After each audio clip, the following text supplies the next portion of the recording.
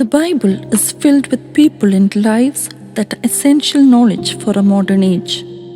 The life of Saint Peter helps us deepen our relationship with God. The life of Saint Peter, presented by Doreen in the book Saints and Angels. All of us have some growing pains on the way to finding the right role for ourselves. This was a struggle that Saint Peter faced. The Apostle of the Apostles, as he was called, was the first pope, and his influence on the development of the church and the spread of Christianity was massive. But even Peter had doubts and failings. A fisherman by trade, Saint Peter was named Simon at birth.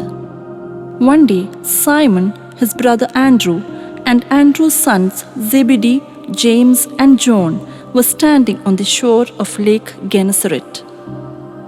On the shore was a huge group of people.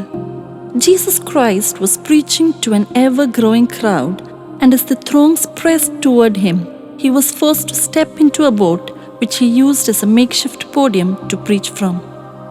Simon and Andrew owned the boat, and they became curious about Jesus. Who was this man, and why was he drawing such large crowds? Meanwhile, the two were having trouble catching any decent number of fish. Jesus had a suggestion to address this problem. He told Simon and Andrew to dip their nets into the water and reel them back. The brothers were surprised. This was not their usual method of fishing. But they figured there was no harm in humoring this man, so they dropped their nets into the water.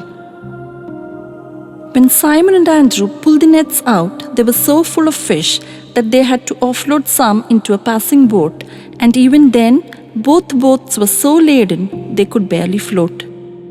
Simon started to feel sheepish, frustrated that his previous methods had not been so successful in catching fish. He felt dishonest for taking Jesus' advice and enjoying the fruits of another man's idea. Jesus put an end to those feelings immediately. He showed Simon the bigger picture by telling him that now Simon would trade in his fisherman occupation in order to be a fisher of men.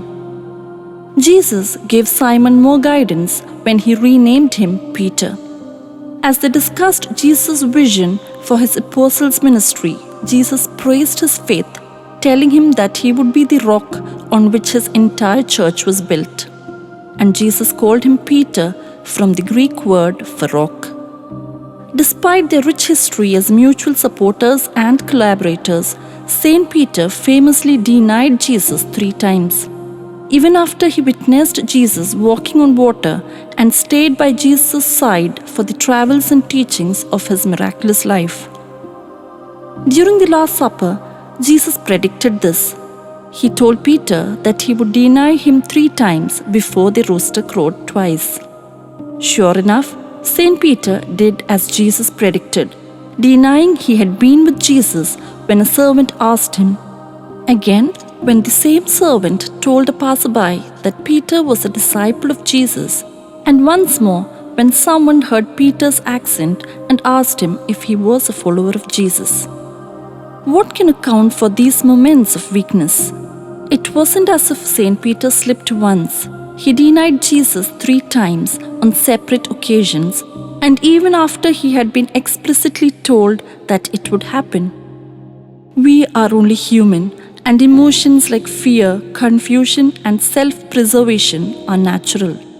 Saint Peter felt another very human emotion after his denials and after Jesus' crucifixion: guilt. Unverified legend says that when Saint Peter was sentenced to death in AD 64 by Emperor Nero, he was so guilt-ridden about his denial of Jesus that he refused to be executed in the same way. The legend says that Saint Peter was crucified upside down, an enduring image of art and metaphor. Hold your relationships dear and appreciate your mentors and friends. But when human doubts muddy things, do not fear. There is no need to beat yourself up. This is a very relatable feeling. Have you ever struggled to do something your way, only to receive seemingly counterintuitive guidance from someone else. You may have resisted taking the advice, but then you may have finally tried it.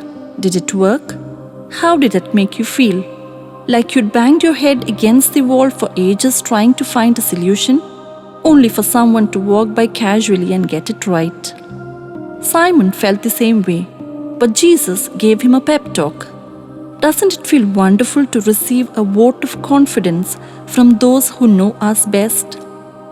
When you do hear such kind words, don't sell yourself short. Take a moment to appreciate the love that others are showing you through their faith in you. You are a vital figure in someone's plans. Our relationships are the sum of our greatest moments, not of our temporary lows. Saint Peter is the patron saint of popes, roosters, bakers, butchers, bridge builders, fishermen, harvesters, watchmakers, locksmiths, cobblers, shipwrights, and stationers.